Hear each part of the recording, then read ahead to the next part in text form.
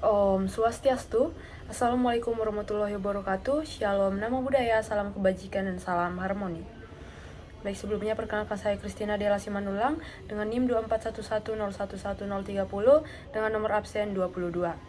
Baik, pada video kali ini saya akan membuat video praktek konseling individu guna untuk memenuhi ujian akhir semester dengan mata kuliah teori dan praktikum konseling behavioristik.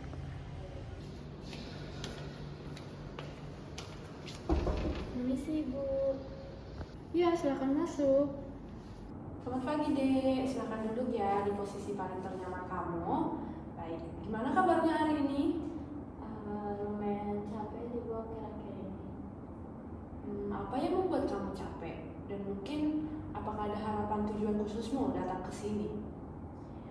Jadi gini, karena akhir-akhir ini tuh lumayan capek karena tugas saya menumpuk. Jadi itu yang bikin saya kesini, Bu.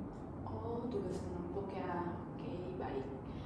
Sebelum kita masuk ke sesi konseling, Ibu perkenalkan diri terlebih dahulu ya.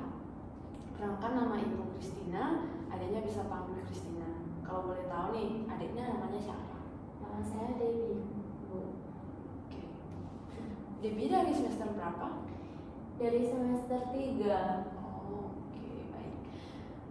Sebelum kita masuk ke sesi konseling, kita berdoa terlebih dahulu ya, supaya nanti sesi konseling kita selanjutnya bisa berjalan dengan lancar, sesuai dengan harapan kita.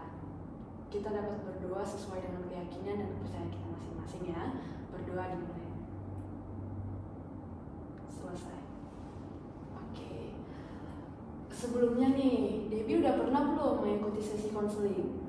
Belum, Bu. Ini pertama kali. Oh, ini ya pertama kali. Oke, baik. Berarti Dewi belum tahu ya apa itu konselingnya.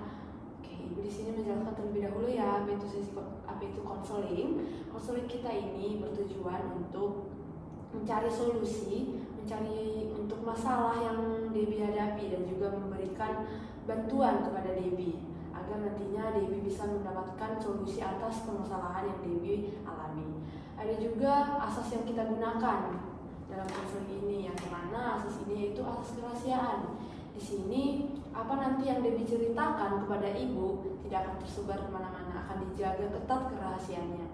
Dan juga pada konseling ini kita menggunakan waktu sebanyak 45 menit ke depan. Dan jika nanti 45 menit ke depan itu lebih, mungkin kita bisa menjadwalkan waktu lagi untuk sesi konseling keduanya. Apakah Debbie mengerti? Iya, Bu, mengerti. Oke, baik.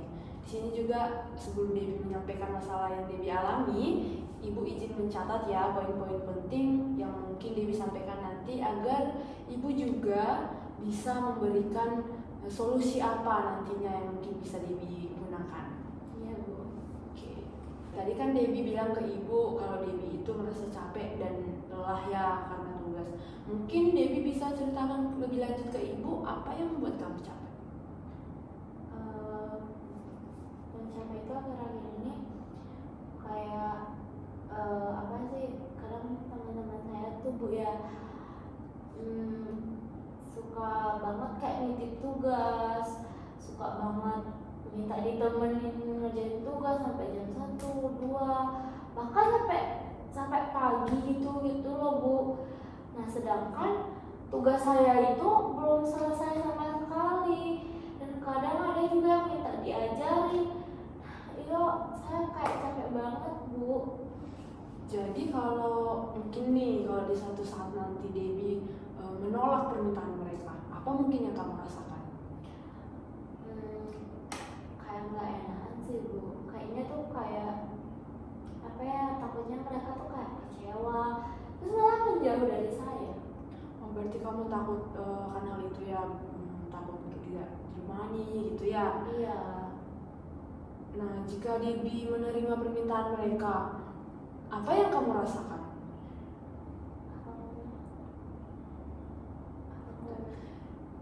Aku capek gini. Aku Bentar, ulang aku nanya. Jika Debbie di saat kamu menerima permintaan mereka sampai selesai gitu, bahkan permintaan mereka semua kamu penuhi gitu, gak ada yang kamu tolak, apa yang kamu rasakan dan alami? yang saya rasakan itu capek sih, Bu. Capek banget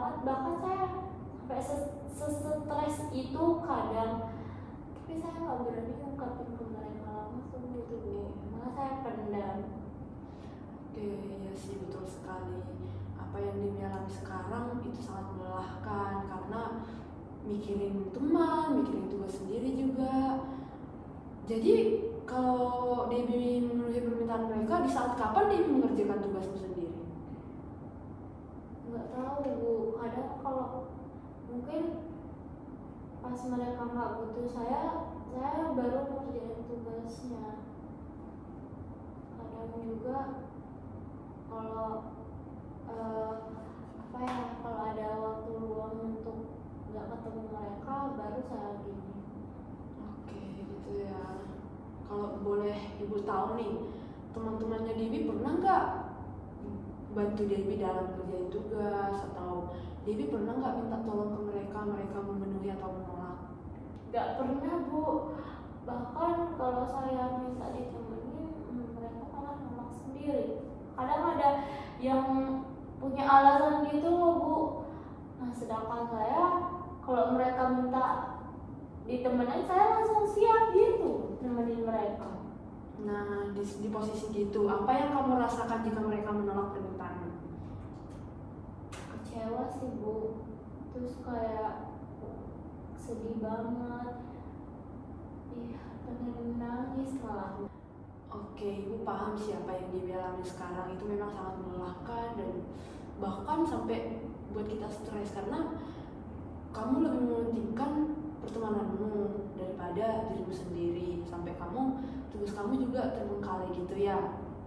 Mungkin dengan cara ini, dengan masalah ini, Debbie bisa belajar untuk menolak mereka sesekali. Mungkin bisa ngomong dengan baik-baik gitu. Caranya kayak gimana ya Bu? Soalnya kalau ngomong baik-baik itu kayak susah kali Bu buat saya. Nah, nanti kalau mereka misal nih mereka minta tolong ke kamu, mereka bilang, Debbie bisa minta tolong nggak temani ngerjain tugas? Mungkin Debbie bisa bilang, maaf ya, aku nggak bisa nemani untuk saat ini karena tugasku juga lagi menumpuk dan deadline-nya juga udah mendadak ini. Mungkin lain waktu bisa saya temani kalian ngerjain tugas. Itu aja jawabnya. Jangan yang langsung, maaf ya aku nggak bisa, tugasku lagi banyak gitu. Biar mereka juga nggak tersinggung gitu. Oh begitu ya Bu. Iya.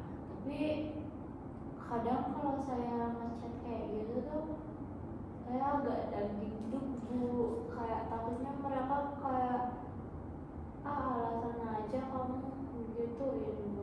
Iya, nggak apa-apa jadi itu hal yang manusiawi ya untuk orang-orang apalagi yang kayak nggak enakan gitu, pasti langsung kepikiran kedepannya gimana, apakah nanti mereka bakalan nemenin saya lagi gitu. Nggak apa-apa, itu hal yang biasa. Mungkin nanti Debbie bisa mencoba dulu dan bisa melihat responnya mereka gimana. Kalau responnya mereka baik ya berarti yang di pikirannya Debbie itu nggak benar gitu. Begitu ya Bu. Iya betul. Apa lagi? Ya Kak, langsung aja. Oke, berarti dia udah paham ya tentang sisi konflik hari ini. Oke, gitu ya. Berarti Debbie udah paham nih ya dalam sesi konseling kita ini. Dan juga Debbie udah bisa mencari solusi atas permasalahan yang Debbie alami tadi ya. Mungkin Debbie bisa nggak menyimpulkan atau kasih saran dalam sesi konseling ini? Kalau menyimpulkan sih Bu, mungkin saya bisa nyimpulin bahwa saya nggak perlu nggak enakan gitu. Bisa kok saya menolaknya, tapi menolaknya itu dengan cara yang halus tanpa harus menolak dengan yang kasar. Itu sih saran simpulan. Kalau saran saya belum tahu saran apa Bu. Mungkin kalau saran itu kayak dalam sesi konseling kita ini apa yang sudah kamu cermati gitu, atau ada masukan kepada Ibu? Nggak ada Bu, sudah baik kok Bu. Oke, baik, terima kasih ya. Baik, semoga nanti Debbie dalam pertemanannya jauh lebih baik ya, dan mungkin Debbie juga jauh lebih baik agar kamu tidak merasa capek terus, bahkan sampai stres ya tadi yang kamu bilang. Iya. Nah, Mungkin dengan cara solusi yang kita dapatkan tadi, Debbie bisa lebih lega dengan pertemananmu dan juga tugas-tugasmu juga dapat selesai dengan tepat waktu ya. Semoga solusi yang kita dapatkan tadi dapat bermanfaat bagi kamu ya Debbie. Ya Bu. Baik, terima kasih ya sudah datang pada sesi konseling kita hari ini. Mungkin nanti jika kamu butuh ibu juga, lain kali bisa kok datang ke ibu. Ya, makasih Bu. Sama-sama. Baik, demikian video konseling individu yang telah saya buat. Jika ada kesalahan kata atau perbuatan mohon dimaafkan. Saya tutup dengan Paramesanti. Om Santi Santi Santi Om. Wassalamualaikum warahmatullahi wabarakatuh. Shalom, nama budaya, salam kebajikan dan salam harmoni.